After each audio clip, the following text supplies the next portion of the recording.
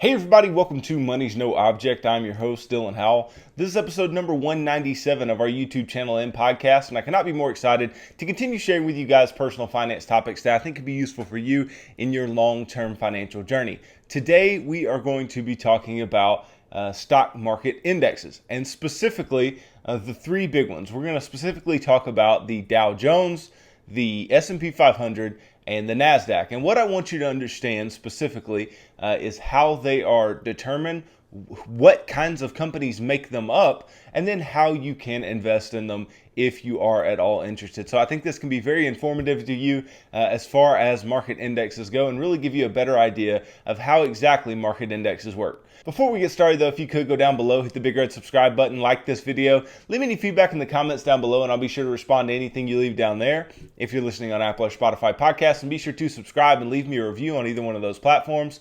Follow me on social media at MNO with Dylan, and that's really good supplemental materials to all the things that I'm putting out on these long form episodes on YouTube and the podcast every single day. And then if you need somebody to help you to create a financial plan that's specific to you and your family's needs and keep you accountable to that plan over the long term, then I can do that. Just go to my website, www.mnowithdylan.com. Click on the Work with Dylan tab, and you can choose the financial coaching session type that would work best for you, and we can begin pushing towards your long-term financial goals together. So every day, if you watch the news at all, in the bottom right-hand corner, bottom left-hand corner, wherever it is, wherever that station's icon is, right, whether it's CNN or Fox or MSNBC or whatever it may be, right, you'll typically see their icon, and then below it what time it is, and then it may say, Eastern time, Central time, Pacific, whatever, right, and then a lot of times what that little ticker will do is it will show you what the stock market has done for that day. So it may say something like Dow up 123, right? So it'll have an upward arrow and 123, or S&P 500 down 0.23% or something of the like. And all that those news stations are doing is reporting to you what those market indexes have done that particular day. And these market indexes are what we are going to really nail down on today. And the reason that I want to nail down on them is because they are so widely used as benchmarks for the entire stock market and sometimes the economy as a whole, when that's not absolutely necessary and it's not correct in many cases. But nonetheless, they are heavily quoted. They've been quoted for a long time. And I think it's really, really important to understand what they are and not just see them and think, oh, stock market, whatever, right? You need to understand exactly what these are and then understand if investing in them can actually help you, because this week is about investing in index funds. It's about index funds as a whole, right? And each of these different market indexes has a way that you can invest in them. And those particular funds are index funds. Those funds they just track the performance of a particular index, and in particular today we are going to be talking about the Dow Jones, the S&P, and the Nasdaq index. Okay, and so let's just begin here with the Dow Jones Industrial Average. This is probably one of the most widely stated, even though it is not the most indicative of the stock market as a whole in the United States. So the Dow Jones is also known as the Dow 30. Because it is a compilation of 30 large publicly traded companies in the United States at any given time. And these are considered blue chip companies. These are considered large, very well known, very profitable, very historically good companies, right? And they are held within this Dow Jones average. Now, the Dow Jones is named after Charles Dow, who created the index in 1896 with his business partner, Edward Jones. And we all know who Edward Jones is, not specifically who the person is, but we've heard of Edward Jones because of the investment company, Edward Jones, right? So the Dow Jones was created by Dow and Jones, hence the name. And it is typically denoted by DJIA, right? And that stands for Dow Jones Industrial Average, okay? It is the second oldest U.S. market index. The first was the Dow Jones Transportation Average, and the Dow Jones Transports, as they call it, is still around, and it's just not quite as relevant or not quite as quoted as it was in the past. And the DJIA, the Dow Jones Industrial Average, was designed to serve as a proxy for the health of the broader U.S. economy. Now let's just talk real quick before we get into each of these specific indexes and how they try to proxy for the nation as a whole. Let me just tell you that an index doesn't necessarily tell you how the economy is doing.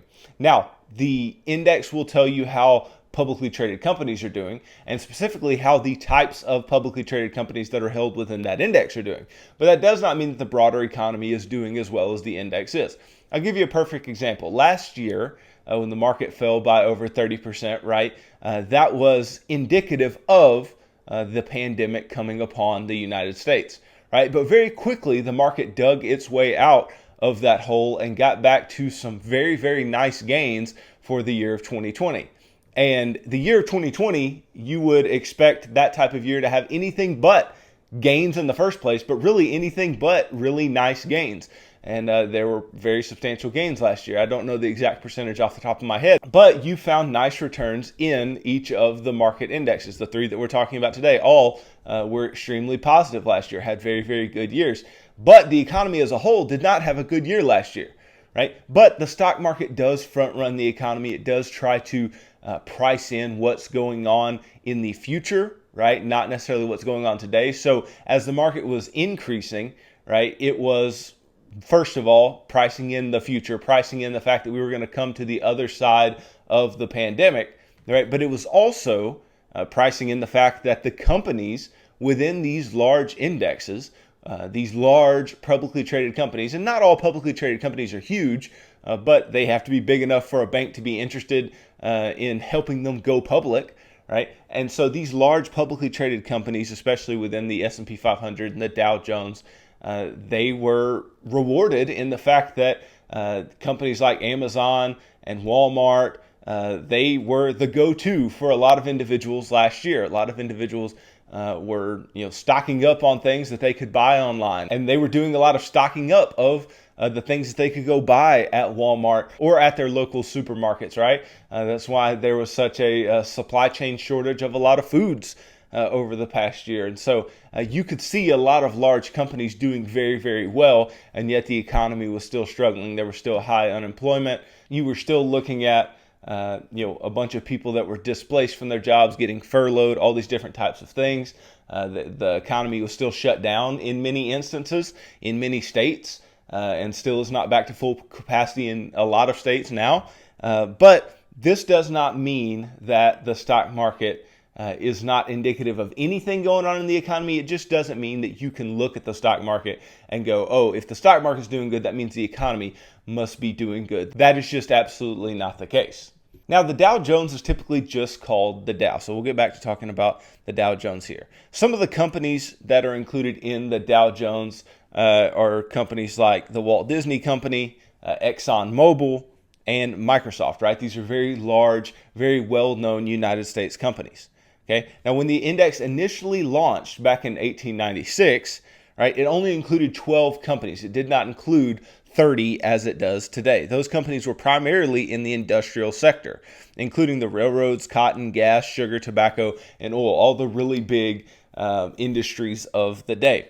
Okay. It was, in fact, a spinoff of the Dow Transports, making the DJIA, the Dow Jones Industrial Average, the second oldest stock market index in the United States.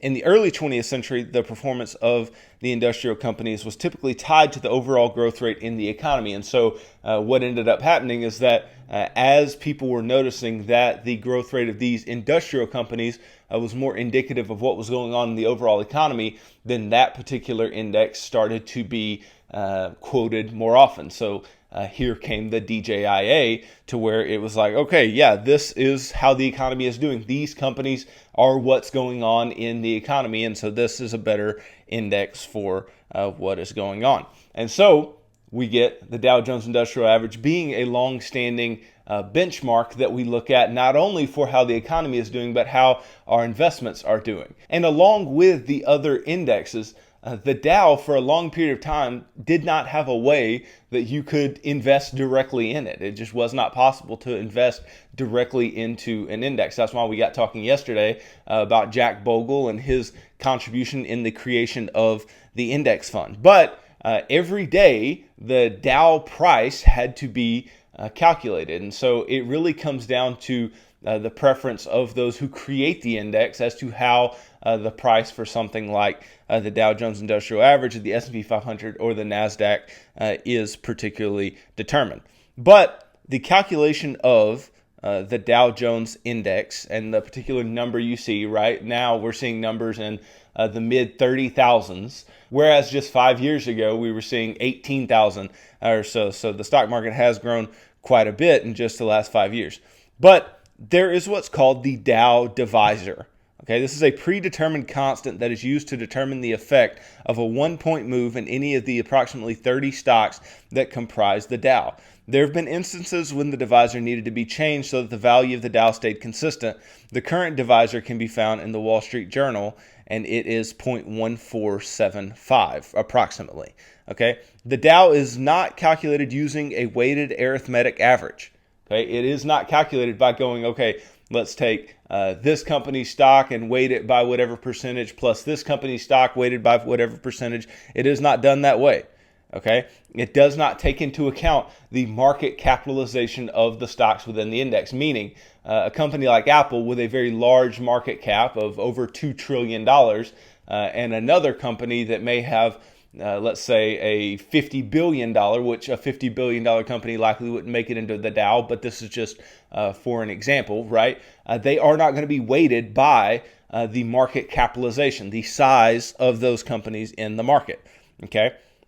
Rather, it reflects the sum of the price of one share of stock for all the components divided by the divisor. So they take one share of each of the company's stocks, right, and then divide it by the divisor, which tells you why the divisor has to be changed over time, because companies leave the index and then companies come into the index and they have to adjust the divisor for the specific stock price of the companies that come in or the companies that leave the particular index. So thus, a 1-point move in any of the component stocks will move the index by an identical number of points. Okay, so the Dow Jones price is just the sum of the component stock prices divided by the Dow Divisor. And so the Dow has also been criticized in many ways, and it has some limitations. Many critics of the Dow argued that it does not significantly represent the state of the U.S. economy, as there's only 30 large capitalization companies. It's only 30 big companies that it's tracking. They believe that the number of companies is too small and neglects the companies of different sizes. Many critics believe that the S&P 500, which we're going to talk about here in a moment, is a better representation of the United States stock market. Furthermore, critics believe that factoring only the price of a stock into the calculation does not accurately reflect a company as much as considering a company's market cap would. In this manner, a company with a higher stock price but a smaller market cap would have more weight than a company with a smaller stock price but a large market cap. Right, so a company like Amazon is going to have a larger weight in something like the Dow Jones than would an Apple, because Amazon's stock price is over 3,000 and Apple's stock price is in the hundreds, right? But as we know, and we've talked about before, stock price by itself does not mean anything because Apple is the most valuable company in the world today. So that's the Dow Jones. And if you were interested in investing in the Dow Jones Industrial Average, and keeping up with the track record that it has produced, then you can go and buy an ETF that covers the Dow Jones. And one of the most common out there is the IYY. That is the stock symbol for this particular ETF. And it is the Ishares Dow Jones US ETF. And as of today, trades around $105 per share. Okay, so you could purchase that index fund and it will just simply track the Dow, as we talked about how index funds do in yesterday's episode. Okay, now we move on from the Dow Jones and we will now talk specifically about the S&P 500. I talked about the S&P 500 a lot, but we are going to really dig into what it is and how it's calculated here today. So what is the S&P 500? This is the Standard & Poor's 500. With Standard & Poor's being one of the United States ratings agencies for companies in the stock market, these publicly traded companies. Okay, and it is what's known as a market capitalization weighted index. Whereas the Dow Jones is what we call a price weighted index, because it was weighted by the price of each stock, whereas the S&P 500 is weighted by the market capitalization of each of the companies that is held within the index. Okay, now this index is of the 500 largest publicly traded companies in the United States. It's not an exact list of the top 500 U.S. companies by market capitalization, because there are other criteria that go in to companies being included in the S&P 500 index. Okay, but nonetheless, you will get exposure to most of the largest 500 companies.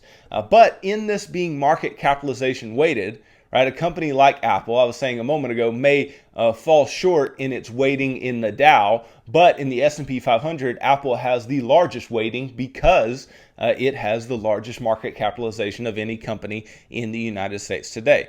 Okay, the index is widely regarded as the best gauge of the large cap U.S. equities, meaning the large companies in the United States. It is the best gauge for what they are doing at any given point. The S&P 500 includes a lot of technology firms and a lot of financial businesses that you cannot find in the Dow Jones Industrial Average. You got to think, with 500 companies, the disparity in size is going to be relatively large compared to something like the Dow, which is only going to be some uber large, uber stable, uber old companies, right? I say uber old, right? I'm not saying that they have to be 100 years old. I'm just saying these aren't going to be companies that have been started in the last 5 years, right? It's not likely that that would ever occur. But in the S&P 500, that could absolutely be the case if a company got large enough that quick. Okay, now to weight the S&P 500 constituents, meaning to determine the weighted average, the S&P 500 uses a market capitalization weighting method, right? And all that they do is they just say, okay, what is the company's market cap over the total of the market caps of all the companies within the index, and that is their particular weighting. Now, the S&P 500 is one of the most widely quoted American indexes because it represents a larger swath of the publicly traded companies in the United States. It focuses on the U.S. market's large cap sector and is also a float weighted index, meaning that company market capitalizations are adjusted by the number of shares available for public trading.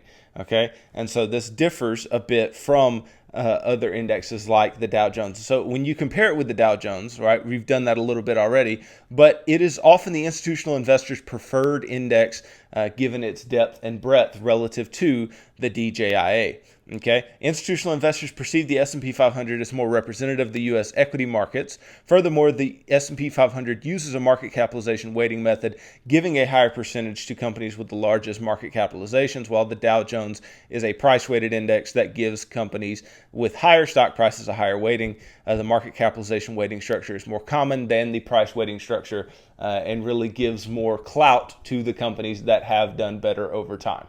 Now, I've talked time and time again about investing in an S&P 500 index fund, and you can do so via several mutual funds, right? One that I hold myself is the VFIAX, right? That's the stock symbol for the Vanguard 500 index fund, and you could invest money in that. But that does have a minimum. The minimum that has to be put in to start an account there is $3,000 currently. But if you don't want to put out the $3,000 and you still want to track the S&P 500, it's easier to do so through ETFs, and a couple ETFs that are very common that track the S&P 500 that you could buy are the Vanguard 500 Index Fund ETF. So it's the exact same fund, but it's just in ETF form as the mutual fund is, right? And it is $384.44 as I sit here today. So the ticker symbol here that you could look up to purchase this is VOO. And then also another one that I own that I think is very, very useful is the Spyder, SPDR,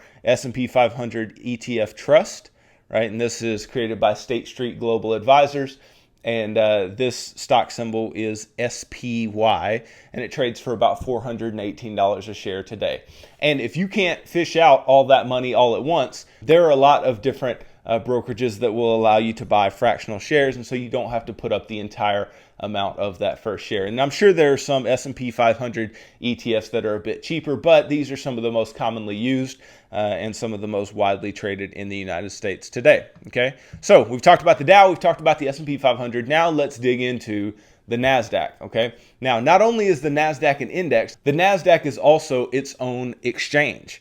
Okay, so the Nasdaq is actually an exchange where a lot of technology-based and smaller companies end up going public. The Nasdaq Composite Index, though, which is what we're talking about here today, is the market capitalization weighted index. So just like the S&P 500, not like the Dow, this is going to be weighted by the market cap, the size in the market of the particular company. It's a market capitalization weighted index of over 2,500 equities listed on the Nasdaq Stock Exchange. The types of securities in the index include ADRs, which are American Depository Receipts, which are these international companies that end up issuing these ADRs in the United States, and you can invest in them. Companies like Alibaba do it, Tencent, JD, all those different types of companies. There's common stocks, obviously. There's REITs, real estate investment trusts, and tracking stocks, as well as limited partnership interests. The index includes all NASDAQ listed stocks that are not derivatives, preferred shares, funds, ETFs, or debenture securities. Okay, so it includes everything in the NASDAQ universe that is on the NASDAQ exchange other than those things that I just named there. Now, the NASDAQ Composite is not limited to the companies that have U.S. headquarters, which sets it apart from indexes like the S&P 500, because the S&P 500 only deals in U.S. companies, and the Dow Jones only deals in U.S. companies. Okay, it's very common to hear the closing price of the NASDAQ reported on the financial press or part of the evening news, because, as I said earlier, this is one of the three largest indexes. Okay, now their methodology does differ a little bit from the S&P and the Dow. Okay, but they do use a market capitalization weighted methodology. The index's value equals the total value of all share weights of each of the constituent securities, multiplied by each security's last price. The total is then adjusted by dividing an index divisor, which scales the value to a more appropriate figure for reporting purposes. So it kind of takes into account both the divisor method from the Dow Jones and the market capitalization weighted method that the S&P 500 tends to use. Now, in order to be eligible for inclusion in the Nasdaq Composite Index, the securities U.S. listing must be exclusively on the Nasdaq stock market. Right, like I was saying, they have their own electronic exchange, and so that's what I'm talking about here. Unless the security was duly listed on another U.S. market prior to January 1st, 2004, and was continuously maintained as such a listing. The type of security must be an ADR, common stock, limited partnership, ordinary shares, REIT, shares of beneficial interests, or tracking stocks. And security types ineligible for inclusion are closed-end funds, convertible debentures, exchange-traded funds, preferred stocks, rights, warrants, units, and other derivative securities. A security is removed from the composite index if eligibility criteria are no longer met. And so you see that there are some criteria here for the NASDAQ that are a little bit different. It's not just common stocks like the S&P and the Dow are, which differentiates it very clearly, because the S&P 500 and the Dow are simply telling us how the stock market itself is doing, and specifically the U.S. stock market. But the NASDAQ is not just telling you how the stock market is doing, but how these other types of real estate investment trusts and these debentures and these different types of things whose value does not come in the same way as the value of common shares of companies in the stock market. And not to mention, you're getting a lot of weight from the companies that are not from the United States and that have those ADRs that are listed on the NASDAQ as well. Okay. Now, as of March 15th, 2020, the industry weights of the NASDAQ Composite Index's individual securities are as follows. They are 48.39% technology, which I would expect that has probably gone up since March of last year, since the technology companies have really boomed in the past year. Consumer services at 19.43%, healthcare at 10.21%, financials at 7.21%, industrials at 6.85%, consumer goods 5.51%, and then utilities, telecom, oil and gas, and basic materials all less than 1% as well. Okay, so you can see this is a very tech heavy and a very consumer-driven index, a very consumer-driven mindset here, because they're all about the innovation. They're all about the next thing that is going to really drive an economy forward, drive the world forward, and that's what the NASDAQ is trying to be on the cutting edge of, okay? So we've got the S&P 500, we've got the Dow, we've got the NASDAQ, right? And with the NASDAQ specifically, right, there is no ETF that just says NASDAQ ETF, but one that is most likely to go very close along with the NASDAQ is the QQQ. That is the ticker symbol that you can look up, QQQ. And this is the Invesco QQQ Trust Series 1 is what it's called. It trades for about $336 as of right now.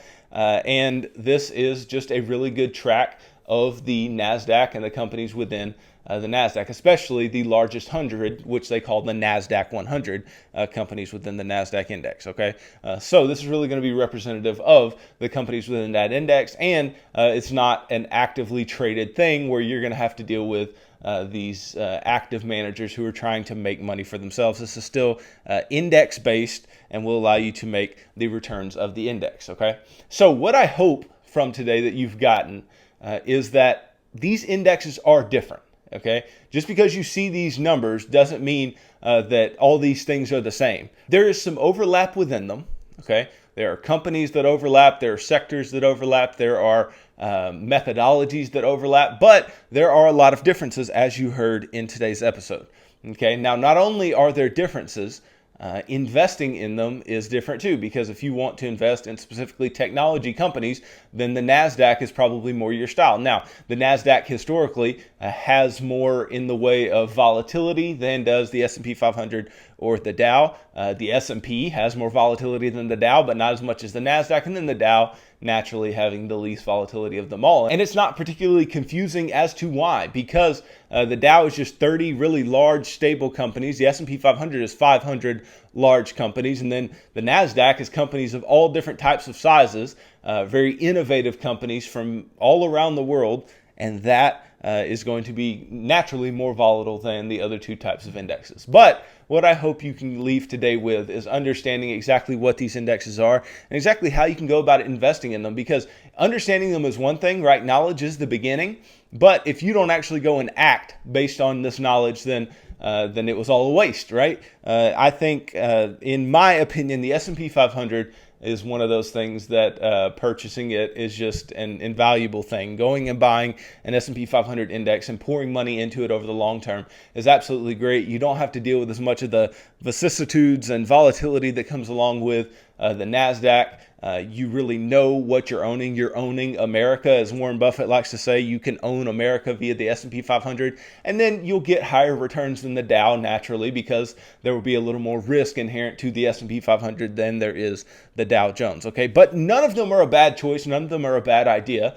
And if you want a little more stability, the Dow ETF is perfectly fine. Or if you want a little more of a wild ride, the Nasdaq is perfectly fine as well. But it's just a matter of actually understanding what these are, understanding how to compare your funds and your companies to these indexes, and then being able to go out and buy index funds that track these indexes that will allow you to make really good returns over time. Like I said, you cannot miss with buying any of these types of index funds, but it's just up to you as to what type you can go out and buy. And there's others out there that track these same indexes that I did not name today, and you can go and do your research and see what those are. But hopefully this helps you, and hopefully this really motivates you to understand and go out and invest, and not just be scared and not just be worried about what this big market is and exactly what these things are. It's not that tricky if you just get the knowledge. So thanks for watching this video. If you could go down below, hit the big red subscribe button, like this video, leave me any feedback in the comments down below, and I'll be sure to respond to anything you leave down there.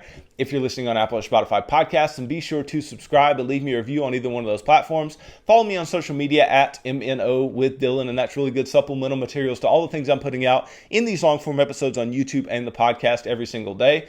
And then if you need somebody to help you to create a financial plan that's specific to you and your family's needs and keep you accountable to that plan over the long term, then I can do that. Just go to my website, www.mnowithdylan.com. Click on the Work with Dylan tab, and you can choose the financial coaching session type that would work best for you, and we can begin pushing towards your long-term financial goals together. So tune in tomorrow as I talk about the dark side of index funds. I've really talked index funds up the past couple days, and will continue to do so because I do believe in them, right? But there are some drawbacks, some disadvantages to index funds that I think we should talk about and really take into account when we go into our investing journey. So thanks for tuning into this episode of Money's No Object. I'm your host, Dylan Howell. God bless.